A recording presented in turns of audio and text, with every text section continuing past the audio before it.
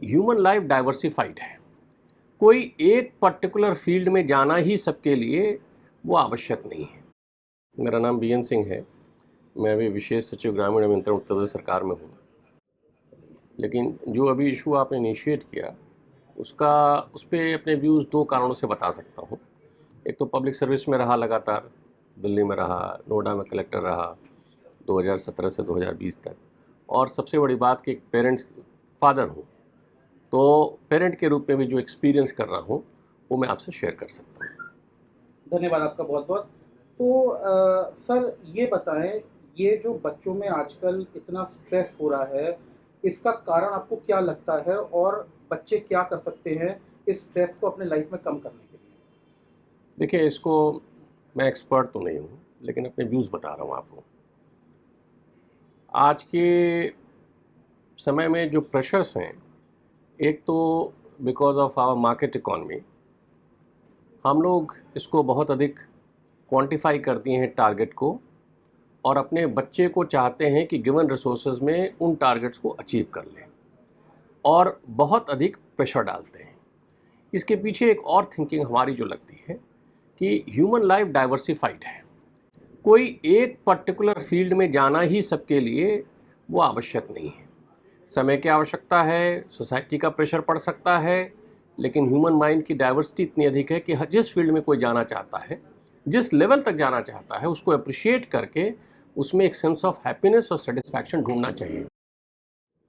मेरा ये विचार है कि पहले तो आप बच्चों की मानसिकता और उनकी लाइफ को अप्रिशिएट करें और समझें। अब यदि आपका बच्चा जिस फील्ड में कैपेबल है उसमें मैक्सिमम का नहीं सोचें, ऑप्टिमम का गिवन कंडीशंस में सोचें, विद टू कंडीशंस। एक तो हेल्थ वाइज वो अच्छे रहें, और एक साइकोलॉजिकली फिट रहें और हैप्पी रहें। सेंस ऑफ हैप्पीनेस को कभी रिनाउंस या डिनाउंस नहीं किया जा सकता है। इन कंडीशंस में अपने बच्चों पे प्रयास करना चाहिए, इसके अलावा प्रयास नहीं करना चाहिए। एक तो ये। दूसरा रीज़न मैं समझता हूँ कि आजकल जो आईटी का इंटरवेंशन हुआ है उससे प्रोडक्टिविटी तो बढ़ी, रियल टाइम में इंफॉर्मेशन शेयरिंग हुई, लेकिन बच्चे बहुत ही अधिक साइकोलॉजिकली अलूफ होते गए, क्योंकि वो उनसे बहुत अधिक स्टिक करते हैं। तो फिजिकल उनका इंटरेक्शन, चाहे विद इन फैमिली हो, चाहे फ्रेंडशिप में हो, चाहे आउटसाइड सोशल ग्रुप में हो, वो कम होता जा रहा है। और ऐसे में उनकी डिपेंडेंस एक एनोनिमस सिस्टम, जो कि उनकी तरह नहीं है, जो कि एक मशीन है, उसका एक्सप्रेशन है, उन्हीं के ऊपर डिपेंडेंट होता जा रहा है। तो उनका जो लेवल है साइकोलॉजिकल, जो जब आप सीखते हैं किसी से तो अपने फ्रेंड से इंटरेक्शन में सीखते हैं। आपने कुछ कहा, फ्रेंड्स ने कुछ कहा, फिर आपने आपको फर्दर डेवलप करते हैं। लेकिन मशीन आपको जो बता रही है, हो सकता है अनरियलिस्टिक चीज़ों के आधार पे आपके थॉट प्रोसेस को और आपकी एक्सपेक्टेशन को बहुत बढ़ा रही हो, या आप में नर्वसनेस क्रिएट कर रही हो। तो इस बात को अप्रिशिएट करके मेरा विचार है कि ये भी एक बड़ा रीज़न है कि psychologically you are becoming aloof, आप अकेले पढ़ते जा रहे हैं। और अकेले पढ़ने में यदि आप टारगेट अपने अचीव नहीं कर पा रहे हैं तो आप ट्रिप कर रहे हैं। और पेरेंट्स चूँकि केवल क्वांटिफाइड रिजल्ट्स चाहते हैं, इसलिए वो सोचते हैं कि बच्चा उनका बेस्ट करे। उनके बेस्ट की डेफिनेशन एब्सोल्यूट टर्म में हो जाती है, लेकिन उनकी बेस्ट की डेफिनेशन नॉर्मल टर्म्स में अपने बच्चे के given conditions within the parameter कि they should always remain happy, they should remain healthy, उन कंडीशन में होनी चाहिए। और उनको अप्रिशिएट करना चाहिए कि उनका बच्चा अगर एक पर्टिकुलर फील्ड में नहीं जा पा रहा है तो दूसरे में, तीसरे में, चौथे में, जहां भी जाए वो अच्छी तरीके से काम करे और प्रसन्न रहे। जब वो अप्रिशिएट करेंगे तो मुझे लगता है कि इसकी दिक्कतें कम आएंगी। सर एक सवाल और पूछना चाहूँगा, और ये स्पेशली इसलिए क्योंकि आजकल देखा जा रहा है कि जो जितना ज़्यादा टैलेंटेड है उसके लिए प्रॉब्लम्स उतनी ही ज़्यादा है, और उसके लिए लाइफ में डिसअपॉइंटमेंट्स या फेलियर हैंडल करना और भी ज़्यादा मुश्किल होता जा रहा है। तो सर अपने आपने इतना बढ़िया करियर रहा है, इतने प्रोजेक्ट्स रहे हैं, थोड़ा सा कुछ इस पे एडवाइस दीजिए कि लाइफ में फेलियर्स कैसे हैंडल करने हैं, या अगर चैलेंजेस आते हैं और या फिर अगर आपके मन के हिसाब से रिजल्ट नहीं निकलता है तो इस सिचुएशन में बच्चे क्या करें? देखिए, लाइफ एक तरफा दौड़ नहीं है, लाइफ डाइवर्सिफाइड है। फॉर इंस्टेंस, मैं व्यक्तिगत अपनी ज़िंदगी में अपनी फैमिली को बहुत इंपॉर्टेंस देता हूँ। तो मैं देखता हूँ कि जब भी मैं क्राइसिस में रहता हूँ, मेरी फैमिली मुझको साइकोलॉजिकली बहुत मदद देती है। और ये इश्यूज हर इंडिविजुअल के सामने आते हैं। तो फैमिली एज ए इंस्टीट्यूशन को एक साइकोलॉजिकल सपोर्ट होना चाहिए, ये मैं मानता हूँ। बिल्कुल। फ्रेंडशिप में आप रिलाई करेंगे, फिजिकली उनसे इंटरेक्ट करेंगे, वो एक साइकोलॉजिकल सपोर्ट होता है। बड़े लोगों को केवल एक ही बात नहीं करनी चाहिए कि आप ये कर लो, ये कर लो, ये कर लो, केवल टारगेट से रिलेटेड। उनको एक बच्चों के सामने एक सेंस ऑफ सेटिस्फैक्शन और हैप्पीनेस भी क्रिएट करते रहना चाहिए, अपनी लिमिटेशन को रियलाइज होते रहना चाहिए।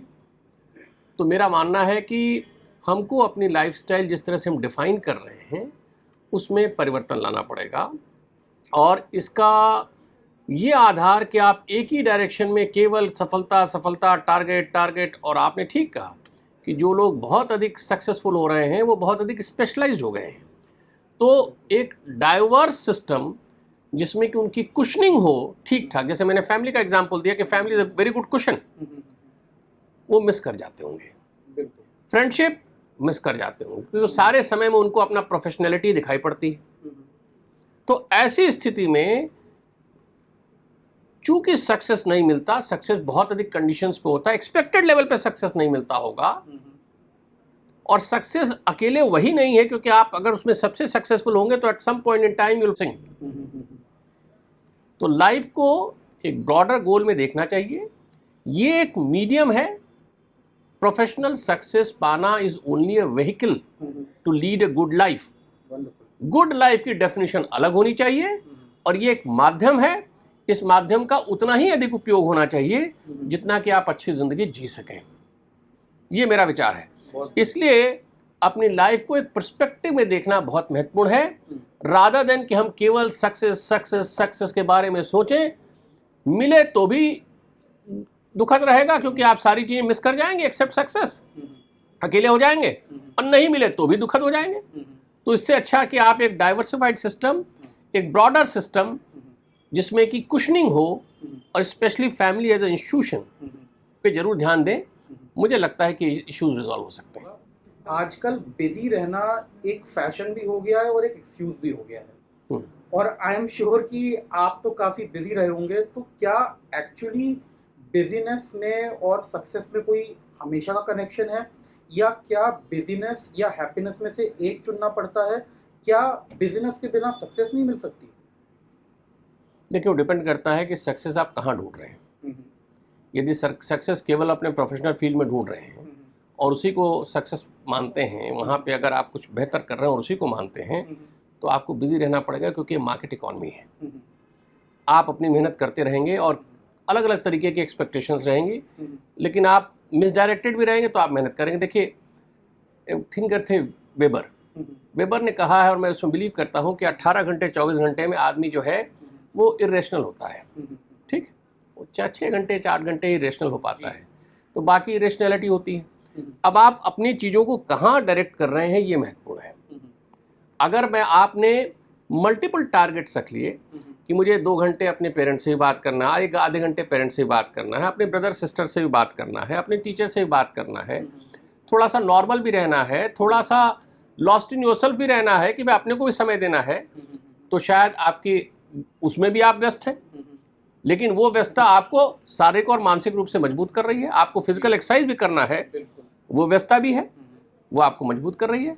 और अगर आप बिजी इसमें है कि नहीं साहब, मुझे जो काम करना है केवल दिन भर 24 घंटे उसी का काम करना है, उसी के बारे में सोचना है, तो बाकी चीज़ें तो आप टारगेट्स मिस कर ही रहे हैं, और वहाँ पे भी आप अलोन, आइसोलेटेड होते जा रहे हैं। तो ये सब चीज़ें महत्वपूर्ण हैं। तो सर, कोई और मैसेज देना चाहेंगे बच्चों को?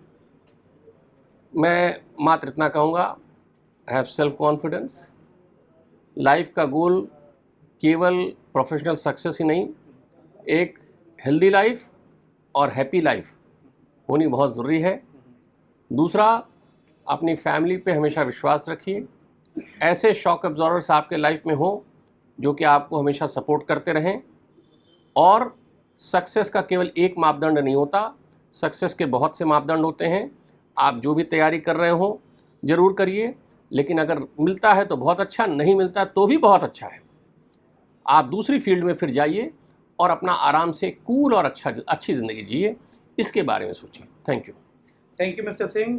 हमारी उम्मीद है कि आपका मैसेज हमारे व्यूअर्स को पसंद आएगा और वो उसको अपनी लाइफ में यूज़ कर पाएंगे। Thank you so much for your time. Thank you.